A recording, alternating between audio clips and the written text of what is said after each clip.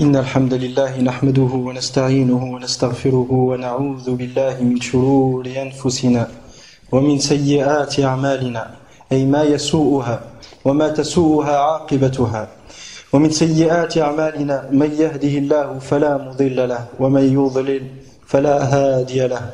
وأشهد أن لا إله إلا الله وحده لا شريك له وأشهد أن محمدا عبده ورسوله صلى الله عليه وعلى آله وصحبه ومن اهتدى بهداه واستنى بسنته إلى يوم الدين.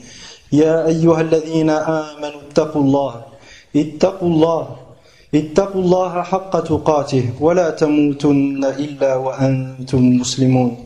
يا أيها الناس اتقوا ربكم الذي خلقكم من نفس واحدة وخلق منها زوجها وبث منهما رجالا كثيرا ونساء واتقوا الله الذي تساءلون به والأرحام إن الله كان عليكم رقيبا. يا أيها الذين آمنوا اتقوا الله وقولوا قولا سديدا قولا صوابا يصلح لكم أعمال الدنيا والآخرة ويغفر لكم ذنوبكم ومن يطع الله ورسوله فقد فاز فوزا عظيما. أما بعد فإن أصدق الحديث كتاب الله وخير الهدي هدي محمد صلى الله عليه وسلم وشر الأمور محدثاتها وكل محدثة بدعة وكل بدعة ضلالة. أيها المسلمون، اعلموا رحمكم الله تعالى أن الله تعالى بين في كتابه وسنة رسوله صلى الله عليه وسلم أن له أولياء من الناس وللشيطان أولياء من الناس. فلله سبحانه وتعالى أولياء من الناس وللشيطان أولياء. فكان أن فرق الله سبحانه وتعالى بينهم في الدنيا والآخرة. فرق الله عز وجل بين أولياء الله وأولياء الشيطان في أحكام الدنيا وفي أحكام الآخرة.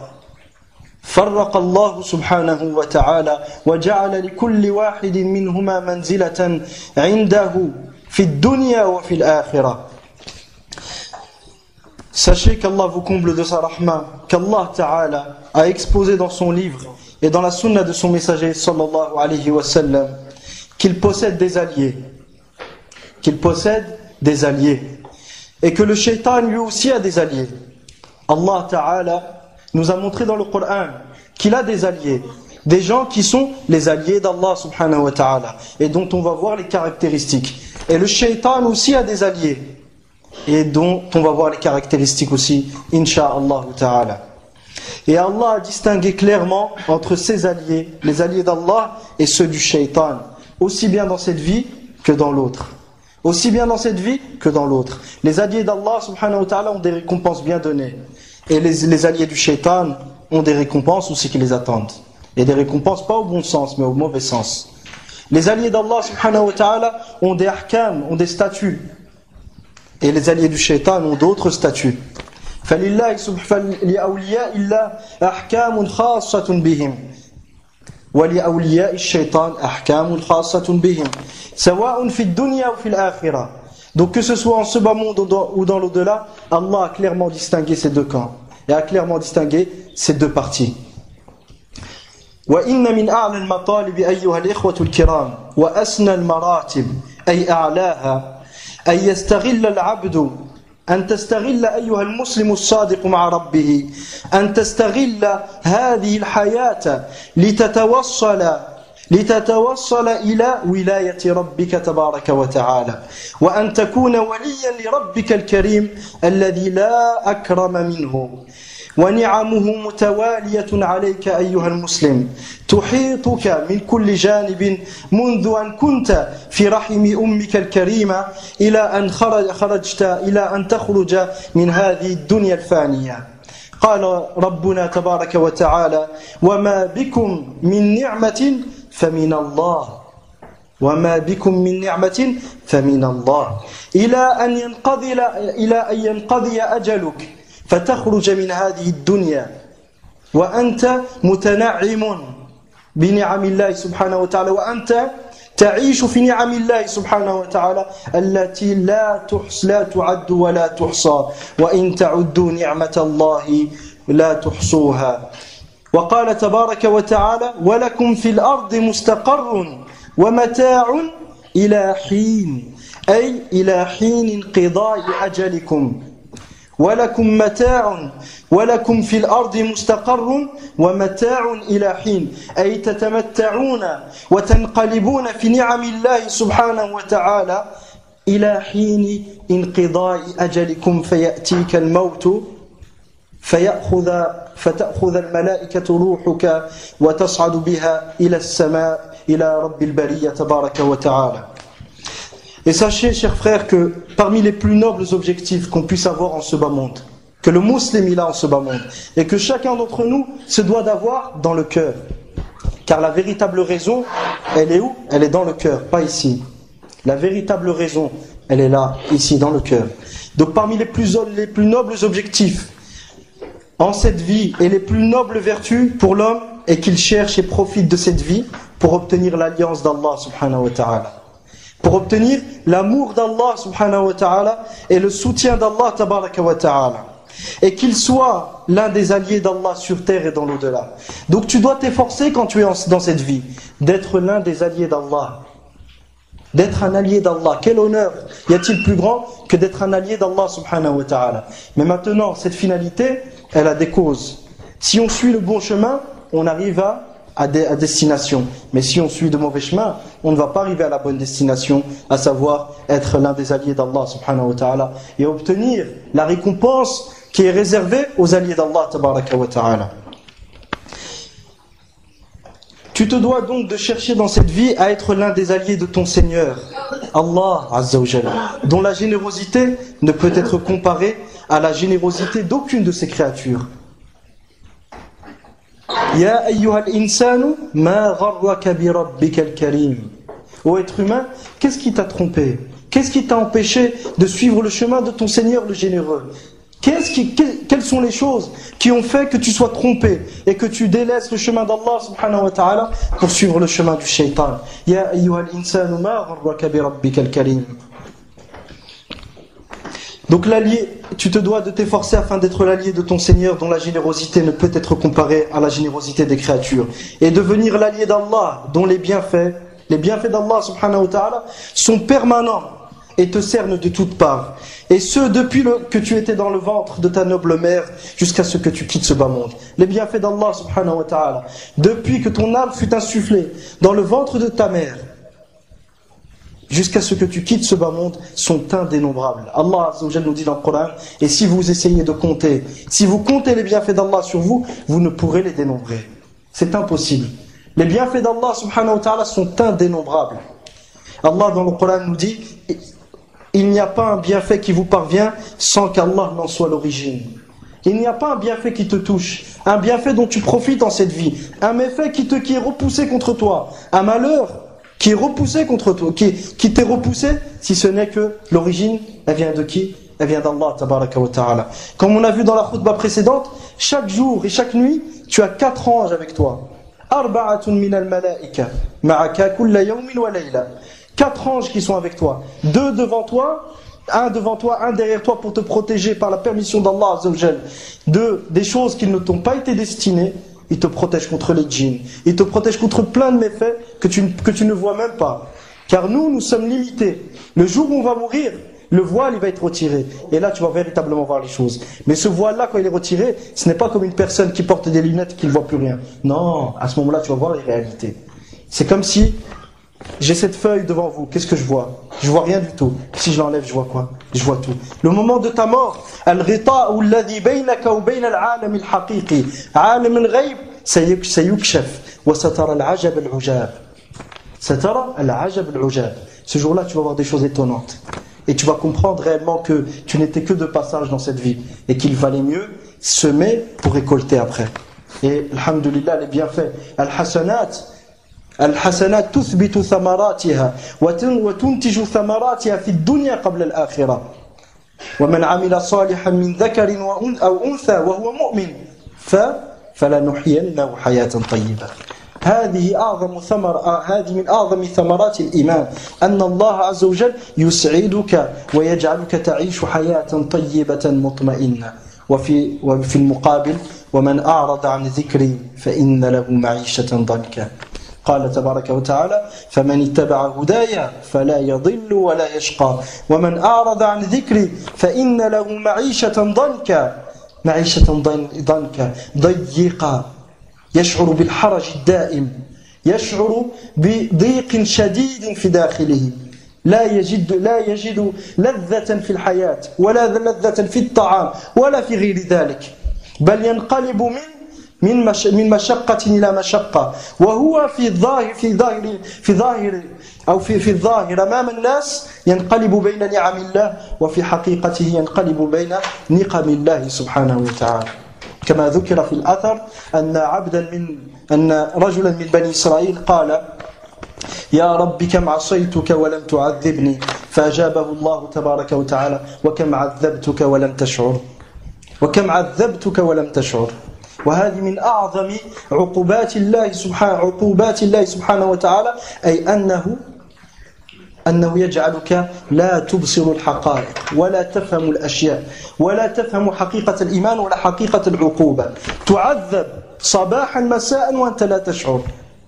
وهذا الغطاء الذي يجعله الله سبحانه وتعالى على قلبك قبل بصرك وعلى بصر القلب قبل بصر العين هو من أعظم عقوبات الله سبحانه وتعالى وهو من ثمرات من ثمرات الذنوب كما قال سبحانه وتعالى كلا بل ونقف هنا لماذا؟ لتتدبر ما يأتي بعد ذلك كلا بل ران على قلوبهم ما كانوا يكسبون أي ما كسبوا من السيئات وما اكتسبوه جعل على قلوبهم رانا لم يعودوا يعرفون المعروف ولا ينكرون المنكر عافاني الله وإياكم من هذه الحالة.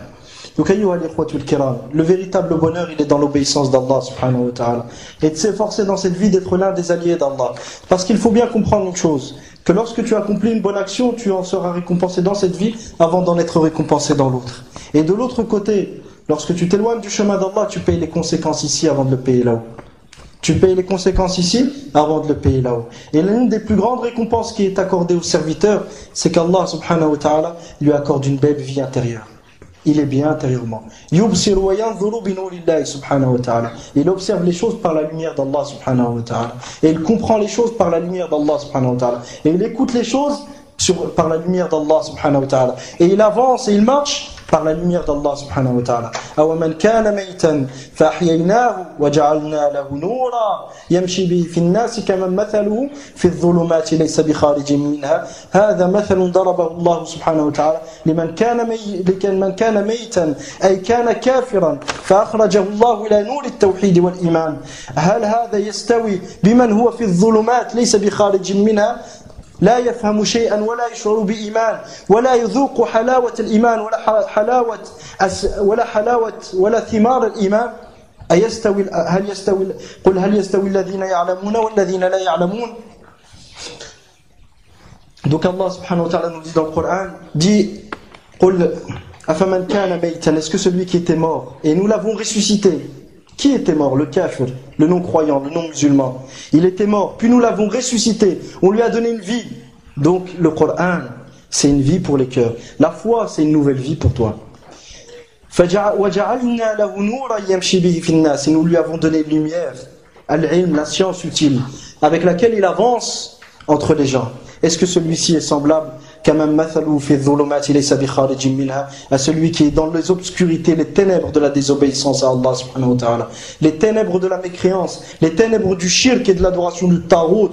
Est-ce que celui-ci, le premier qui est le croyant, qu'Allah a fait sortir des ténèbres vers la lumière, est pareil à celui qui plonge dans les ténèbres et qui à chaque fois sort sa main ne voit aucune lumière et il ne voit que des obscurités autour de lui?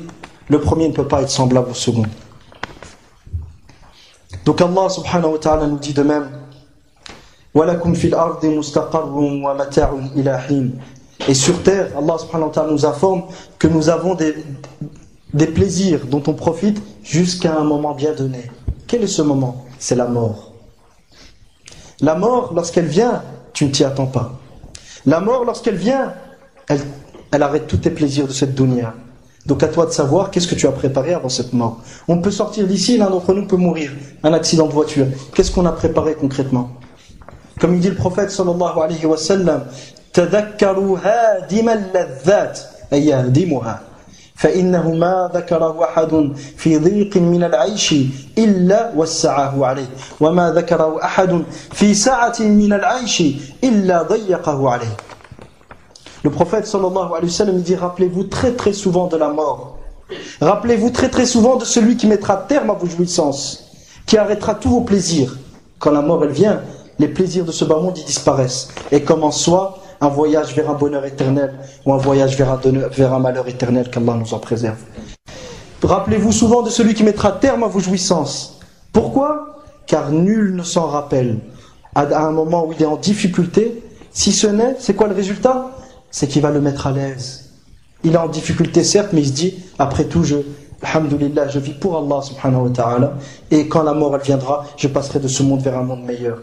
Et nul ne s'en rappelle dans un moment où il est à l'aise. Parce que quand on est à l'aise, on a tendance à désobéir à Allah subhanahu wa ta'ala. Si ce n'est qu'il lui rende ce moment difficile. Donc quand tu es à l'aise et que tu as tout ce qu'il te faut, rappelle-toi de la mort, ça va te calmer. Te calmer pourquoi? Pas pour que tu vois la vie sombre et que tu sois tout le temps malheureux. C'est pas ça le but. Le but, c'est que ça te calme pour ne pas désobéir à Allah subhanahu wa ta'ala. Et lorsque tu es en difficulté, rappelle-toi de la mort pour que tu reprennes espoir en Allah subhanahu wa ta'ala. Donc, al-mu'min bayna al-khawfi wal-raja wa ra'sul amri al-mahabba. Le croyant, il est entre l'espoir et la crainte, et la base de tout, c'est l'amour d'Allah subhanahu wa ta'ala. وَالَّذِينَ آمَنُوا أَشَدُّ حُبًّا لِلَّهِ. Et ceux qui ont cru, leur amour envers Allah, il est encore beaucoup plus grand et beaucoup plus intense que l'amour que les mushrikines ont pour leur divinité. فأما الولي أيها الإخوة الكرام فهو اسم من أسماء الله تبارك وتعالى. الولي اسم من أسماء الله تبارك وتعالى. قال الإمام ابن جرير الطبري رحمه الله الله ولي الذين آمنوا، أي في تفسير قوله تعالى الله ولي الذين آمنوا قال أي يتولاهم بعونه وتوفيقه يخرجهم من الظلمات إلى النور، أي يخرجهم من ظلمات الكفر إلى نور الإيمان، يخرجهم من ظلمات الكفر إلى نور الإيمان. والله تعالى والله عز وجل ولي المؤمنين بماذا؟ بإنعامه عليهم وإحسانه إليهم وتولي سائر مصالحهم. فالله يتولاك، والله سبحانه وتعالى إذا أطعته واجتنبت ما حرم ونهى عنه فإنه سيتولاك، وإذا تولاك الله سبحانه وتعالى تولى مصالحك. تخيل أن أحدا من الناس اليوم، أو لو أن أحدنا جاءه رجل كبير أو رجل له جاه في مجتمعه وقال أنا ولي أمرك الآن وسأتولى أمورك ولا تخاف ولا تخشى من أحد، فإذا جاءك أحد فأخبرني وسترى ما أفعل به. كيف سيكون فرحه؟ فما بالك ولله المثل الأعلى، ما بالك إن كان الله عز وجل هو الذي يتولى مصالحك، يتولى كل ما يصلح لك ويبعد عنك ويدفع عنك الأذى. ألا تفرح بذلك؟ فبذلك فليفرحوا. فلتفرح بالإيمان، ولتفرح باليقين، ولتفرح بولاية الله سبحانه وتعالى. ثم قال ابن جرير رحمه الله فهو أي الله عز وجل ولي نعمتهم، فهو الذي يعطيك هذه النعمة، وهو الذي يتولاها، وهو الذي يوصلها إليك، وهو الذي يحافظ عليها، وهو الذي يحفظها لك، وهو الذي يتقبلها بعد ذلك إن شكرت نعمته تبارك وتعالى. Quant au wali, ayyuha al-ikhwatu al-kiram, on a parlé de l'alliance, on a parlé du fait de devenir l'un des alliés d'Allah subhanahu wa ta'ala. Al-wali, qui est un participe, Al-wali, qui est l'un des noms d'Allah subhanahu wa ta'ala, que signifie-t-il? Al-imam ibn Jarir al-Tabari, quel est son ouvrage? Et Tafsir ibn Kathir, c'est le résumé de Tafsir al-Tabari. Al-imam ibn Jarir al-Tabari rahimahullah dit Allah le sens de la parole d'Allah Ta'ala, Allah dans le Coran, dans Surat Al-Baqarah dit Allah waliyyu alladhina amanu. Allah est le wali de ceux qui ont cru. Il dit Ibn Jarir rahimahullah, c'est-à-dire il en fait ses alliés. Comment? En les aidant et en leur permettant de réussir. Allah, il fait des croyants ses alliés. Comment? En les aidant et en permettant de réussir ce que tu souhaites entreprendre. Il les fait sortir des ténèbres vers la lumière, c'est-à-dire il les fait sortir des ténèbres du kufr, de la mécréance. Il les fait sortir des ténèbres de l'adoration d'autres qu'Allah subhanahu wa ta'ala. Il les fait sortir des ténèbres de la participation au kufr qu'Allah nous en préserve. Il les fait sortir du ténèbre du shirk et de l'invocation d'autres qu'Allah subhanahu wa ta'ala et de l'adoration et de la soumission d'une manière absolue à autre qu'Allah subhanahu wa ta'ala. Vers quoi? Vers la lumière de la foi. Al-iman billahi wahda. Mais quelle est cette foi, ayyuha al-ikhwatul kiram? Quelle est cette foi? Ma hadha al-iman alladhi yukhriju Allah subhanahu wa ta'ala ibadahu aw alladhina amanu min dhulumati al-kufri ila nur al-iman.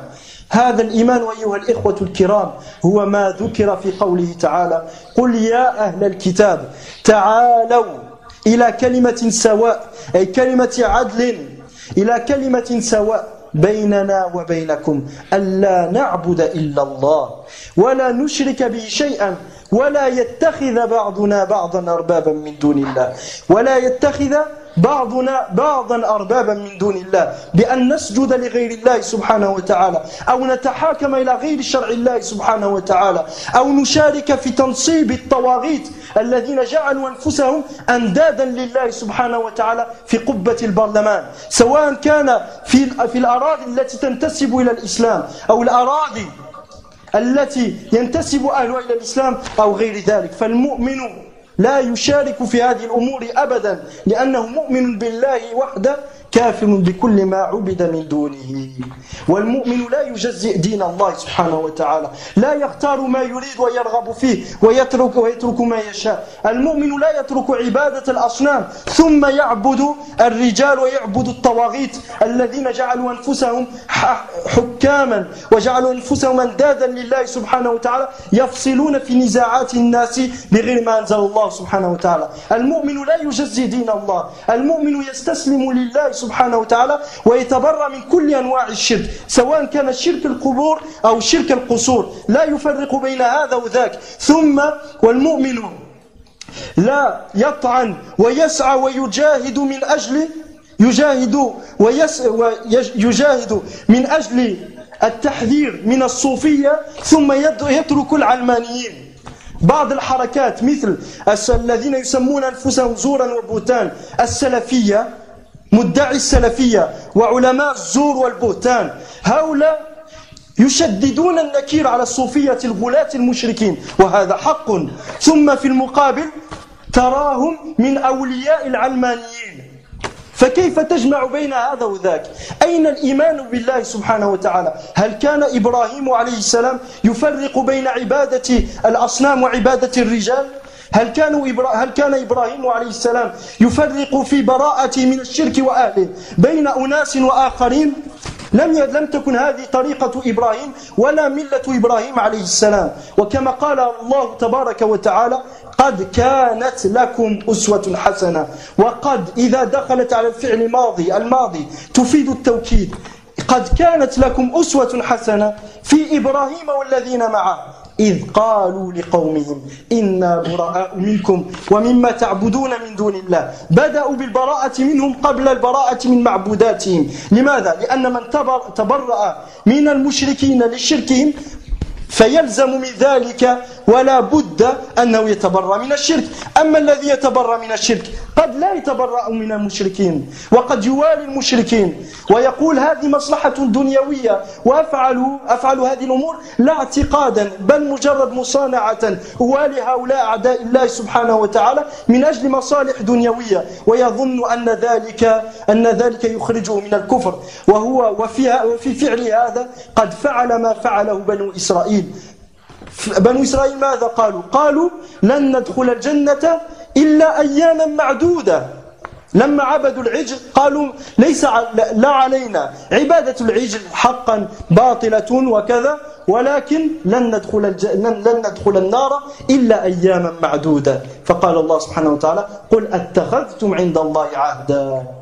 هل اتخذتم عند الله عهدا الله عز وجل هل عاهد لكم أنه سيغفر الشرك أم أنه قال إن الله لا يغفر ويشرك به ويغفر ما دون ذلك لمن يشاء.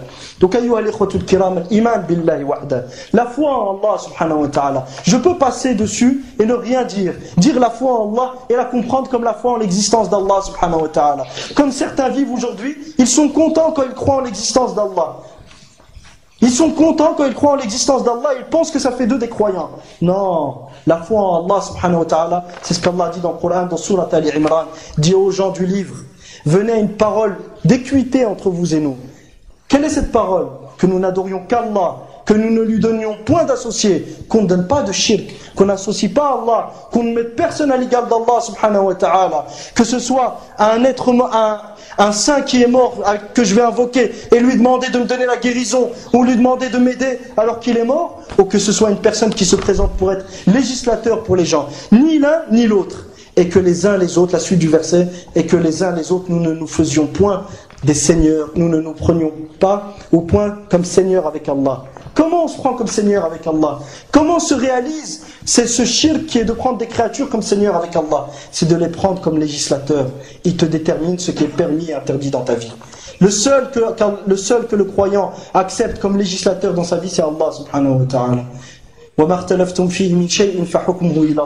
Quel que soit votre sujet de divergence, son jugement appartient à qui? Qui est-ce qui décide? Qui est-ce qui permet, qui interdit? C'est Allah subhanahu wa ta'ala. C'est pas les créatures.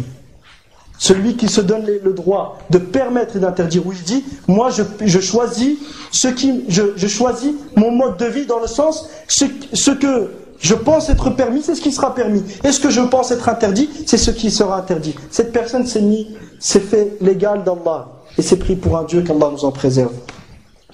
Et c'est pris pour un Dieu qu'Allah nous en préserve. Donc, ayyuha al-ikhwatul kiram, cette foi en Allah subhanahu wa ta'ala, cette véritable foi, c'est d'adorer Allah et de désavouer et de s'innocenter de tout ce qui est adoré en dehors d'Allah. Et c'est pour cela que le prophète sallallahu alayhi wa sallam dit dans le hadith rapporté par l'imam Muslim ainsi que l'imam Ahmed, et cette riwaya est celle de l'imam Muslim, il dit Man wahhad Allah wa kafara bima yu'badu min dunillah haruma maluhu wa damuhu wa hisabuhu ala Allah. Celui qui unifie Allah, qui n'adore qu'Allah, qui est convaincu qu'Allah est unique. Celui qui est convaincu qu'Allah est unique et qui fait en sorte que dans ses actes, il n'adore qu'Allah subhanahu wa ta'ala. Puis, regardez à la suite du hadith, et désavoue tout ce qui est adoré en dehors d'Allah. Donc s'il y a quelque chose qui est adoré avec Allah subhanahu wa ta'ala, le croyant il doit être en innocent. À ce moment-là, ses biens et son sang seront alors sacrés par la sacralité de l'islam. Je rajoute par la sacralité de l'islam pour qu'on comprenne correctement ce hadith. Ce hadith parle comment quelqu'un devient musulman. Comment il devient musulman? En unifiant Allah, en adorant qu'Allah subhanahu wa ta'ala et en désavouant et en s'innocentant de tout ce qui est adoré en dehors d'Allah. À ce moment-là, il sera croyant. Mais dire la ilaha illallah sans comprendre le sens, ou dire la ilaha illallah sans en être certain, ou dire la ilaha illallah sans aimer la ilaha illallah, sans aimer les gens qui disent la ilaha illallah, et sans aimer les applications de la ilaha illallah, ça n'est d'aucune utilité. Dire la ilaha illallah sans être véridique, et en mentant, et en montrant en apparence ce qu'on cache intérieurement, c'est-à-dire en disant je crois à la ilaha illallah, alors qu'intérieurement on n'y croit pas, ça ne sera d'aucune utilité. Allah subhanahu wa ta'ala, le jour dernier, il présentera, lorsque les actions et les bonnes actions de certaines personnes qui ont commis du shirk lui seront présentées, ces bonnes actions n'auront aucune valeur aux yeux d'Allah subhanahu wa ta'ala. Ils disparaîtront tous. Pourquoi? Parce qu'il y a eu le shirk dedans. Si jamais tu commets du shirk, wala in ashrakta wala qad uhiya ilayka ay ila an-nabi Muhammad sallallahu alayhi wa sallam wa ila alladhina min qablik ay ulil azmi wal rusuli wal anbiya la in ashrakta walau marra la in ashrakta la yuhbatanna 'amaluk wa la takunanna min al-khasirin min al-kafirin. Hada fi an-nabi sallallahu alayhi wa sallam fama baluka bighayrihi ma baluka biman la yusawi ظفر النبي صلى الله عليه وسلم أتراه يسلم ويعذر بجهله كما يدعي البعض ولقد أوحي إليك وإلى الذين من قبلك لئن أشركت لا يحبطن عملك ولا تكونن من الخاسرين. Donc si le prophète sallallahu alayhi wa sallam, Allah s'adresse à lui, il dit, et certes il te fut révélé à toi, Muhammad sallallahu alayhi wa sallam, et ceux qui étaient avant toi, les prophètes et les nobles messagers, que si jamais tu fais une association, que tu fais un shirk, que tu associes une seule fois à Allah, toutes tes actions seront vaines et tu seras dans l'au-delà du nombre des perdants, c'est-à-dire du nombre des mécréants. Si ça c'est valable pour le prophète sallallahu alayhi wa sallam, que dire d'autre que le prophète sallallahu alayhi wa sallam? Si le prophète sallallahu alayhi wa sallam, si jamais il commet du shirk, toutes ses actions seront vaines. Qu'en serait-il d'autre que le prophète? De gens qui ne valent pas, qui ne valent rien devant Muhammad sallallahu alayhi wa sallam. Que dire de ces gens? Pense-t-on qu'ils seront sauvés, ces gens? Pense-t-on qu'on va les appeler musulmans et leur donner les droits des musulmans alors qu'ils invoquent autre qu'Allah et demandent à autre qu'Allah ce que seul Allah subhanahu wa ta'ala peut faire? Ou qu'ils recherchent l'arbitrage du Tarout et qu'ils recherchent la loi du Tarout et prennent la loi du Tarout autre que la loi d'Allah et l'imposent aux gens, et quiconque leur dit il ne faut pas appliquer la loi ou d'une autre loi que la loi d'Allah, ces gens-là, qu'est-ce qu'ils font, ces dictateurs? Ils les emprisonnent, ils les torturent, des 30 ans, des 40 ans de prison, des tortures qu'on ne peut même pas imaginer, qui sont inhumaines. Ces gens qui font ça, où est le désaveu du Tarout? Où est l'adoration d'Allah subhanahu wa ta'ala seul? Et celui qui insulte Allah, comment il peut être musulman? Miskin, il s'est énervé, comme disent certains. Ah, il s'est énervé, il a trouvé que Allah. Sa mère, pourquoi il l'a pas insulté, sa mère? Son père, pourquoi il ne l'a pas insulté? Mais Allah, il a insulté, il n'y a rien. Et les autres, non, mais il faut te calmer. Subhanallah, il t'aurait insulté ta mère, tu vas lui dire, il faut te calmer. Et elle est où la valeur d'Allah dans nos cœurs? Elle est où? Donc il faut bien qu'on comprenne, le musulman, c'est celui qui se soumet à Allah. La soumission, c'est l'humilité. Pas celui qui se rebelle sur Allah subhanahu wa ta'ala, celui qui se révolte contre Allah subhanahu wa ta'ala. C'est pas ça le musulman. Le musulman, c'est celui qui se soumet à Allah seul. Pas celui qui se soumet à Allah et à autre qu'Allah. Il se soumet à la législation d'Allah et de l'autre côté, soi-disant, il se soumet à la législation d'Allah. Et de l'autre côté, il impose une autre loi que la loi d'Allah subhanahu wa ta'ala. Comme l'ont fait le mouvement de Hamas et d'autres je parle de Hamas parce que quand on comprend la situation de Hamas, on va comprendre la situation des autres Tawarit. Mais si on comprend la situation des gouverneurs arabes, mais on ne comprend pas la situation de Hamas, ça va être délicat. Ces gens qui s'affilient à l'islam, qui prétendent que l'islam est la solution. Qu'est-ce qu'ils ont fait? Quand ils ont eu le pouvoir à Gaza, qu'est-ce qu'ils ont fait? Ils ont appliqué la charia d'Allah subhanahu wa ta'ala. Ça ne leur traverse même pas l'esprit. Mais de l'autre côté, il y a une soumission totale et absolue aux lois forgées par les hommes, qu'Allah nous en préserve. وأقول قولي هذا واستغفر الله لي ولكم ولسائر المسلمين من كل ذنب فاستغفروه إنه هو الغفور الرحيم.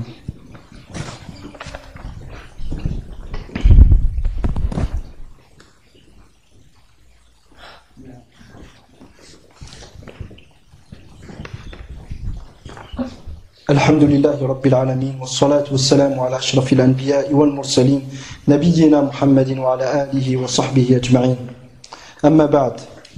Donc Allah subhanahu wa ta'ala nous dit, il les fait sortir des ténèbres vers la lumière, c'est-à-dire il fait sortir ses serviteurs, ceux qui ont cru, des ténèbres du kufr et de la mécréance et du shirk vers la lumière de l'iman, de la foi. Allah est le wali des croyants par les bienfaits qu'il leur donne. Comment Allah subhanahu wa ta'ala est-il le wali des croyants? Par les bienfaits qu'il leur donne. Et sa bienfaisance envers eux est la prise en charge de l'ensemble de leurs intérêts. Il est donc à l'origine et le seul garant de tous leurs bienfaits. Si aujourd'hui on te dit qu'une grande personne dans la société va s'occuper de toutes tes affaires, ça va être celui qui va s'occuper de tout ce qui te concerne. Tes papiers administratifs, ton travail, ton salaire, il s'occupe de tout. Et que cette personne, elle a une place dans la société. Et en plus, quand il parle, il est écouté. Et que par conséquent, si quelqu'un veut te faire du mal, il te protégera. Comment tu vas être? Tu vas marcher comment? La tête baissée comme ça ou la tête haute? Tu vas marcher la tête haute. Walillahi al-mathalul a'la. Les seules paraboles qui sont permis de donner au sujet d'Allah subhanahu wa ta'ala, c'est ce qu'on appelle al-qiyas al-awlawi. C'est-à-dire que si une chose est valable pour Allah subhanahu wa ta'ala, une chose est valable pour les créatures, Allah le mérite d'une manière plus importante. C'est le seul qiyas qui est permis vis-à-vis d'Allah. C'est la seule forme d'analogie qu'il est permis d'utiliser concernant Allah subhanahu wa ta'ala. فالقياس الوحيد الذي يحق في العقيدة والذي يحق إذا تحدثنا عن الله سبحانه وتعالى وأسمائه وصفاته هو القياس الأولوي. أما غيره من المقاييس فلا تجوز ولا تصح. ولذا العلماء إذا ضربوا مثل هذه الأمثلة يقولون بعد ذلك ولله المثل الأعلى. ويقصد بذلك القياس الأولوي. Donc dans ce genre de cas de figure, si une personne comme ça s'occupe de nos affaires, on va être content, on va être fier. Donc imagine que c'est Allah subhanahu wa ta'ala, que si tu lui obéis, tu as foi en lui, il va s'occuper de toi, il va te protéger, il va te garantir une sécurité, il va te garantir la paix intérieure, il va te garantir le bonheur. Et si tu es éprouvé, c'est parce que tu as une place à ses yeux, tu as une place aux yeux d'Allah que tu ne peux pas atteindre par tes bonnes actions. Et qu'Allah subhanahu wa ta'ala t'éprouve pour que tu obtiennes cette place-là. Donc Allah il veut du bien, il veut t'honorer quand il t'éprouve. فإذا ابتلاك الله سبحانه وتعالى فالغاية وراء ذلك هو رفع درجاتك لأنك عزيز عند الله سبحانه وتعالى. فالله يريد أن يرفع درجاتك وقد كتب الله سبحانه وتعالى لك درجة لن تنالها بأعمالك فيبتليك حتى تخرج من هذه الدنيا حتى تخرج من هذه الدنيا كيوم ولدتك أمك. والولاية أيها الإخوة الكرام ضد العداوة وأصل الولاية المحبة والقرب. فإذا كان الموافق والمتابع لله سبحانه وتعالى فيما يحبه وفيما يكره، أي فيما تحب وتكره لا فيما تحب فقط، وفيما يرضاه ويبغضه، إذا كان هذا وليا لله فالمعادي لوليه معاد لله سبحانه وتعالى. انظروا وتدبروا قوله تبارك وتعالى يا أيها الذين آمنوا لا تتخذوا عدوي وعدوكم أولياء تلقون إليهم بالمودة. فقرن الله سبحانه وتعالى بين عداوته له وعداوته بين عداوته بين أن يكون عدوا لله ويكون عدوا للمؤمنين. وفي صحيح البخاري يقول النبي صلى الله عليه وسلم يقول الله تبارك وتعالى من عاد لي وليا فقد آذنته بالحرب. وفي رواية فقد من عاد لي وليا فقد بارزني بالمحاربة. فمن عاد أولياء الله فقد عاد الله سبحانه وتعالى. قل من كان عدوا لله وملائكته وجبريل وميكال فإن الله عدو للكافرين. سواء كنت عدوا لله مباشرة أو كنت تعادي نبيا من أنبياء الله أو ملكا من ملائكة الله سبحانه وتعالى أو تعادي وليا من أولياء الله سبحانه وتعالى من أجل ولايته أو تعادي عالما من علماء الأمة أو تعادي صالحا من صلحائها من أجل صلاحه، فإذا فعلت فأنت عدو لله سبحانه وتعالى. وقال النبي صلى الله عليه وسلم في تتمة الحديث وما تقرب إلي عبدي بشيء أحب إلي مما افترضته عليه وما يزال ولا يزال عبدي يتقرب إلي بالنوافل حتى أحبه ولا يزال عبدي يتقرب إلي بالنوافل حتى أحبه فإذا أحببته انظر إذا كتب الله لك محبته كنت سمعه الذي يسمع به وبصره الذي يبصر به ويده الذي يبطش بها ورجله الذي يمشي بها ولئن سألني لأعطينه. انظر لام التوكيد ونون التوكيد.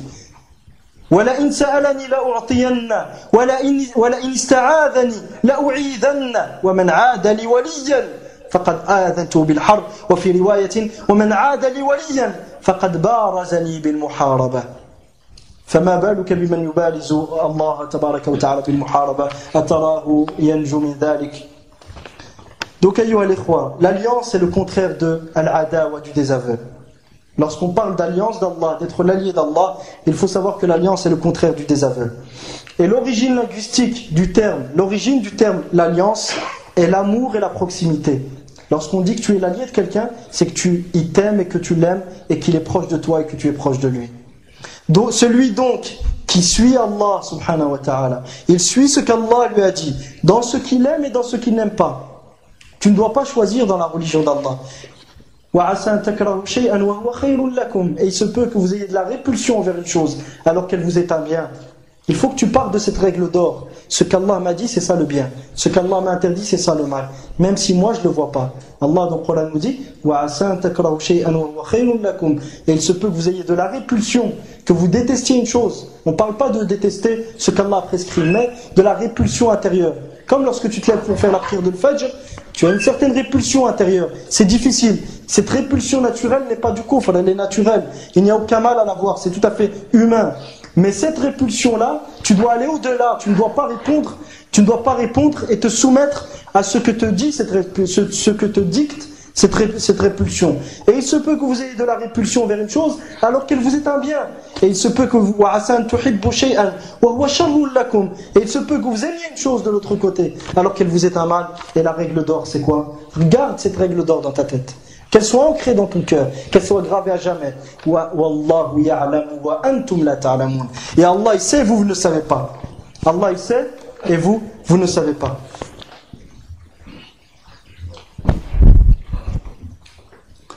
Celui donc qui suit Allah dans ce qu'il aime et qu'il répugne, donc ce qu'il n'aime pas, dans ce qu'il agrée et déteste, sera un allié d'Allah. Et par conséquent, quiconque est hostile envers cet allié aura été en réalité hostile envers qui? Envers Allah subhanahu wa ta'ala. Allah dans le Coran nous dit: ô vous qui avez cru, ne prenez pas mes ennemis et les vôtres comme alliés. Ne prenez pas mes ennemis et les vôtres comme alliés. Regardez comment Allah subhanahu wa ta'ala, et méditez comment Allah subhanahu wa ta'ala a lié entre eux mes ennemis et les vôtres. Donc ceux qui vous sont les ennemis sont les miens. Regarde la noblesse qu'Allah t'a donnée.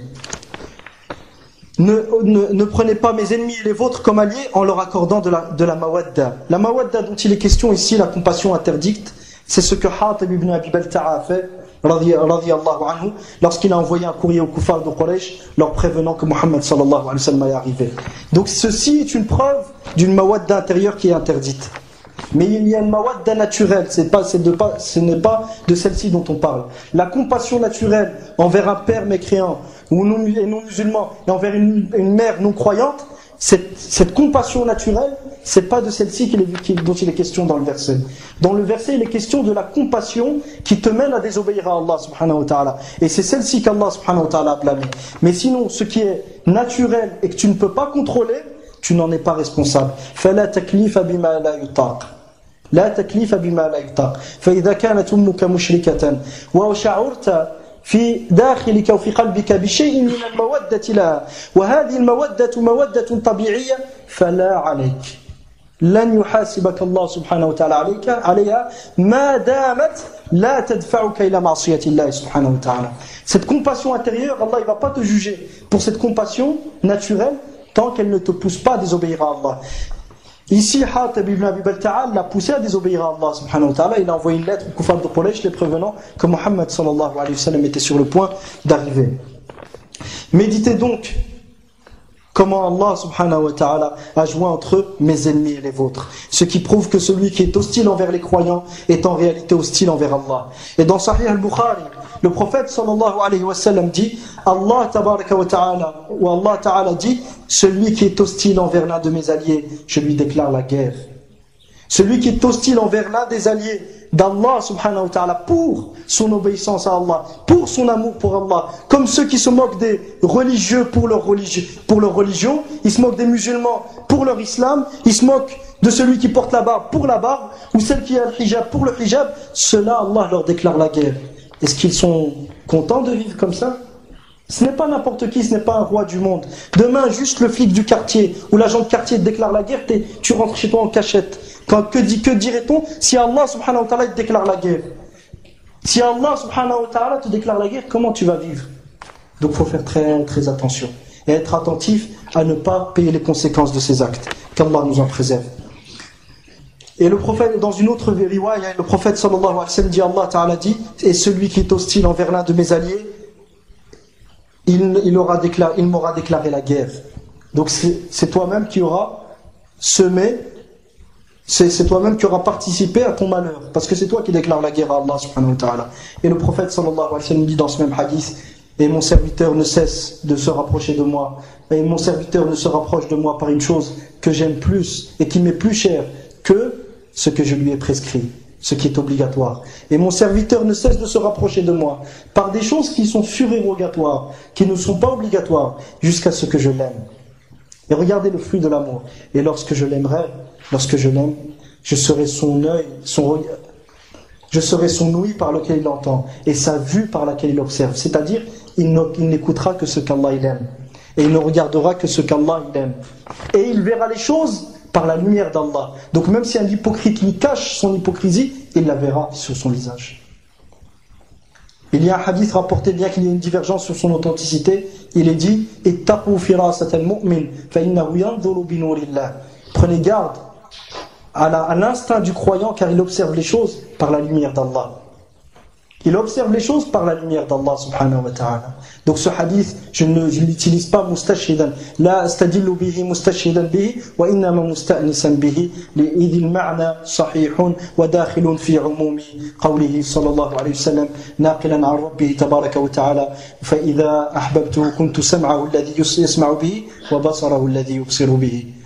Et je serai ensuite sa main par laquelle il prend. Il ne prendra que ce que j'aime. Et je serai ses pieds par lesquels il marche, c'est-à-dire qu'il ne marchera que là où j'aimerais qu'il marche, et que les endroits que je lui ai permis. Voilà in sa'alani, et s'il me demande une chose, sans aucun doute, avec certitude, je lui accorderai. Et s'il me demande protection, je lui accorderai cette protection sans aucun doute. Et celui qui déclare la guerre à l'un de mes alliés, et celui qui est hostile envers l'un de mes alliés, je lui déclare la guerre. Qu'Allah nous en préserve. وهذا أصح حديث يروى في الأولياء لأن أولياء الله سبحانه وتعالى هم الذين آمنوا به ووالوه فأحبوه وأحبوا ما يحب وأبغضوا ما يبغض وأعطوا لمن يحب أن يعطى ومنعوا لمن يحب أن يمنع كما في الترمذي عن النبي صلى الله عليه وسلم أوثق عرى الإيمان الحب في الله والبغض في الله أوثق عرى الإيمان يشدها علاقة بصلب الإيمان وبحقيقة الإيمان الحب في الله والبغض في الله تبارك وتعالى. Ce hadith, ayyuha l'ikhwa, il y a ce qui fut rapporté de plus authentique au sujet des alliés d'Allah. Parce qu'il y a plusieurs histoires et histoires à dormir debout, excusez l'expression, qui sont racontées au sujet des saints. À tel point que dans certains livres de Sophie, excusez l'expression, je vais vous dire ça, là il est rapporté qu'un wali parmi les walis des Sophis, un jour, il y a eu un bateau qui était très très loin et il allait se noyer. Il y avait un trou. Et il se peut, puisque vous allez entendre maintenant, vous n'allez pas y croire. Donc il y a eu un trou dans ce bateau. Et il y a des gens qui sont passés. Il y a des gens qui sont passés vers soi-disant un saint. Et ils l'ont trouvé akramakumullah en train de sodomiser un âne. Ils se sont étonnés. Qu'est-ce que tu fais à sodomiser un âne? Il dit, je suis en train de boucher un trou dans un bateau qui est en train de se noyer. Wallah, il s'est écrit dans les livres des soufis, ça. Tout ça pourquoi? Pour que les machères des soufis, à les têtes des soufis, ils puissent être en sécurité et faire toutes les formes de perversion et que leurs mourides, ceux qui les suivent, ne disent rien. Sam'an wa ta'ana, ma chère, t'as très bien compris. T'es en train de remplir un trou qui est en train de faire inonder un bateau au fin fond de je ne sais où. Comment ils ont donné leur raison à leur cheikh. Et ensuite leur cheikh leur dicte le kufr. Il leur dicte de s'éloigner d'Allah et de rentrer dans le kufr et ils les suivent. Pourquoi? Parce que le cheikh est plus proche d'Allah subhanahu wa ta'ala. Qu'Allah nous en préserve. Donc pourquoi cette khutbah? Pour montrer qui sont les vrais alliés d'Allah subhanahu wa ta'ala. L'allié d'Allah, ce n'est pas celui qui fait tout et n'importe quoi. فالولي لله ليس الذي يفعل كل ما يشاء ويأتي ويتعاطى المنكرات بل الولي لله سبحانه وتعالى أو ولي الله هو الذي يتقي ربه ويؤمن به ويتبع ما أمر الله سبحانه وتعالى به ويجتنب ما نهى الله سبحانه وتعالى عنه. هذا هو الولي لله. Donc il faut bien comprendre que l'allié d'Allah, c'est celui qui suit ce qu'Allah a dit. Ce n'est pas une personne, on lui a donné un rang de wali et ça y est, il arrive à un stade où il ne prie plus. Comme le cheikh des Naqshbandiya. Le cheikh des Naqshbandiya, ils ont fait un reportage sur le Jazira. Sur lui, il est arrivé à un stade, il ne prie plus.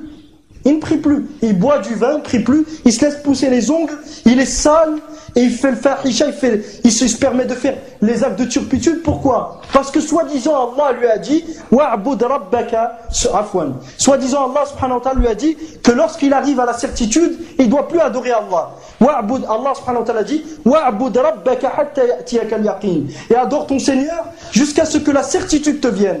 Mais c'est quoi la certitude ici? C'est la mort, al-maut. Le prophète sallallahu alayhi wa sallam, tout le monde l'a compris comme ça. Les sahaba, l'unanimité de la ummah. Mais bien sûr, les machefs des soufis, non. Eux, la certitude, ils sont arrivés à un stade, c'est bon, je ne dois plus adorer Allah, j'ai atteint la certitude. Donc ils font toutes les formes de perversion. Ils ne prient plus, ils se laissent pousser les ongles. Et autres parmi les fawahish, sous prétexte qu'ils ont atteint la certitude. An-Naqshbandiya qui sont en Turquie, qui sont dans d'autres pays, qu'Allah nous préserve de cette secte mouchrika. C'est des mouchrikines, c'est pas des muslimines ces gens. Donc, ayyuha al-ikhwatul kiram, ce hadith est ce qu'il y a de plus authentique au sujet des awliya, et qui nous montre qui sont les walis, les alliés d'Allah. Les alliés d'Allah sont donc ceux qui ont foi en Allah, c'est-à-dire qui ont adoré Allah et ils ont désavoué le tarout, qui ont adoré Allah, qui ont abandonné le shirk, et qui n'ont adoré personne avec Allah subhanahu wa ta'ala. Et ceux qui ont pris Allah comme allié, en aimant ce que Allah subhanahu wa ta'ala aime, et en détestant ce qu'Allah déteste. Ils donnent, les alliés d'Allah, ils donnent quand Allah il leur dit il faut donner. Et ils s'abstiennent lorsqu'Allah subhanahu wa ta'ala leur dit il ne faut pas donner. Et tout ceci a été rapporté dans le hadith chez l'imam Tirmidhi rahimahullah ta'ala. Le prophète sallallahu alayhi wa sallam dit awthaqu ura al-iman al-hubbu fillahi wal-bughdu fillah. Parmi les anges de la foi, parmi les choses qui font partie de l'iman, celle qui a le lien le plus fort avec le vrai iman, c'est quoi? C'est l'amour pour Allah et la haine pour Allah. Aimer et détester pour Allah. C'est ça le véritable wali d'Allah subhanahu wa ta'ala. ومن حين بعث الله النبي صلى الله عليه وسلم جعله الفارق بين أوليائه وأعدائه. Et depuis qu'Allah subhanahu wa ta'ala a envoyé Muhammad sallallahu alayhi wa sallam, il a fait que Muhammad soit celui qui fait la différence entre les alliés d'Allah et les ennemis d'Allah subhanahu wa ta'ala. فلا يكون وليا لله إلا من آمن به وبما جاء به واتبعه ظاهرا وباطنا أي اتبعه فيما يظهر للناس وفيما بينه وبين ربه تبارك وتعالى. Donc le seul qui peut être un allié d'Allah, qui peut être un wali, c'est qui? C'est celui qui suit le prophète sallallahu alayhi wa sallam, qui croit au prophète sallallahu alayhi wa sallam, qui obéit au prophète sallallahu alayhi wa sallam et qui suit le prophète en apparence et intérieurement aussi. Il ne doit pas être un munafiq, le croyant. Et le wali ne doit pas être un hypocrite. وَأَمَّا مَنِ ادَّعَى مَحَبَّةَ اللَّهِ وَوِلَايَتَهُ وَلَمْ يَتَّبِعِ النَّبِيِّ صلى الله عليه وسلم فَلَيْسَ مِنْ أَوْلِيَاءِ اللَّهِ. Quant à celui qui prétend aimer Allah et prétend être l'allié d'Allah sans suivre le prophète sallallahu alayhi wa sallam, celui-ci n'est pas un allié d'Allah. Comme certains laïcs aujourd'hui, certains almani, qui falsifient la religion d'Allah subhanahu wa ta'ala, tout en prétendant, moi je veux bien faire, je veux rendre service aux musulmans. Rendre service aux musulmans comment? En prêtant allégeance à une constitution mécréante. Rendre service aux musulmans comment? En devenant un législateur et en acceptant qu'on te dise que tu es législateur avec Allah subhanahu wa ta'ala. Rendre service aux musulmans comment? En délaissant la base même de l'islam qui est l'adoration d'Allah et le désaveu de tout ce qui est adoré en dehors d'Allah subhanahu wa ta'ala. Et de l'autre côté, ceux qui disent qu'ils sont les alliés d'Allah, alors qu'en réalité, qu'est-ce qu'ils font? Ils ne suivent plus le prophète sallallahu alayhi wa sallam. Ils disent à ceux qui les suivent, après ma mort, tu vas construire au-dessus de ma tombe. Tu vas construire au-dessus de ma tombe un mausolée et tu vas venir te recueillir auprès de moi. Et tu vas m'invoquer et seul moi je pourrai t'être utile. Et parmi les histoires inventées par lesquelles on égare les gens, soi-disant Omar radiyallahu anhu, lorsque l'ange de la mort lui est venu dans sa tombe, il lui a dit Mar Rabbuk, qui est ton Seigneur? Et Omar lui aurait dit Zouran wa buhtan, kadhib ala Omar radiyallahu anhu, bal hiya min khurafat as-soufiyya. Omar lui aurait dit et toi qui est ton Seigneur? C'est un mensonge, cette histoire n'existe pas. Cette histoire elle a été inventée par les soufis. Pourquoi? Pour prouver à ceux qui les suivent, ne t'inquiète pas, même si toi tu n'arrives pas à répondre, je viendrai dans ta tombe et je t'aiderai. Et c'est moi qui vais te raffermir. Qui est-ce qui raffermit les croyants? Yuthabbitu man? Yuthabbitu Allah alladhina amanu fil hayati dunya wa fil akhirah. Qui est-ce qui raffermit les croyants? C'est Allah subhanahu wa ta'ala. Allah dans le Coran nous dit Allah raffermit ceux qui ont cru. C'est Allah qui raffermit. C'est pas autre qu'Allah. C'est pas les hommes qui raffermissent. En ce bas monde, c'est-à-dire lorsque son âme va sortir et dans l'au-delà lorsqu'il est dans sa tombe. بل من خالف الله سبحانه وتعالى كان من أعداء الله ومن أولياء الشيطان. قال الله تعالى قل إن كنتم تحبون الله فاتبعوني يحببكم الله ويغفر لكم ذنوبكم. قال الحسن رحمه الله تعالى أي الحسن البصري قال ادعى قوم زعموا محبة الله فأنزل الله هذه الآية محنة لهم ابتلاء لهم فتنة لهم ليعلم حقيقة إيمانهم من كفرهم وكفرانهم وإن كثيرا من الناس قد يظنون في أنفسهم وفي غيرهم أنهم من أولياء الله وليس صحيحا وليس الأمر كذلك فالبينة على المدعي البينة على المدعي. Donc Allah subhanahu wa ta'ala nous dit, il faut savoir une chose, celui qui s'accorde avec ce qu'Allah a révélé sera un allié d'Allah, celui qui s'oppose sera un ennemi d'Allah subhanahu wa ta'ala. Allah dans le Coran nous dit, dis ô Muhammad sallallahu alayhi wa sallam, si vous croyez en si vous aimez Allah, suivez-moi. Allah vous aimera et vous accordera son amour. Al-Hassan al-Basri rahimahullah dit, il y a eu un peuple, c'est-à-dire il dit ce verset, quel est son contexte? Il y a des gens qui ont dit on aime Allah. On aime Allah. Allah a révélé ce verset pour les tester. C'est-à-dire que si vous êtes véritablement croyant, vous aimez vraiment Allah subhanahu wa ta'ala, suivez le prophète sallallahu alayhi wa sallam. Mais si vous ne le suivez pas, فَإِن تَوَلَّوْا s'il se détourne de la religion d'Allah, s'il se détourne de la soumission à Allah subhanahu wa ta'ala et de l'obéissance du prophète sallallahu alayhi wa sallam, فَإِنَّ اللَّهَ لَا يُحِبُّ الْكَافِرِينَ. Certes, Allah n'aime pas les mécréants. Donc celui qui prétend être un allié d'Allah, aimer Allah, mais n'agit pas en conséquence, celui-ci, sa foi et son iman ne seront pas acceptés. Et il y a un grand nombre de gens aujourd'hui qui prétendent être les alliés d'Allah. Mais alors que la situation est tout autre.